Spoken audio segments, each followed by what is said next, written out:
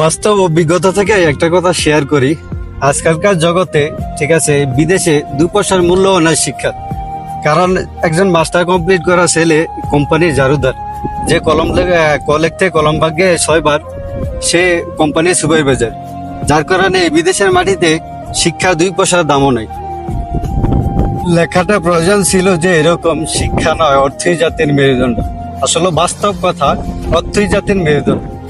কারণ একজন পুরুষের যতই শিক্ষা থাকুক, শিক্ষা অর্জন থাকুক, সার্টিফিকেট থাকুক, অর্থ না থাকলে পুরুষের 2 পয়সার দাম নেই।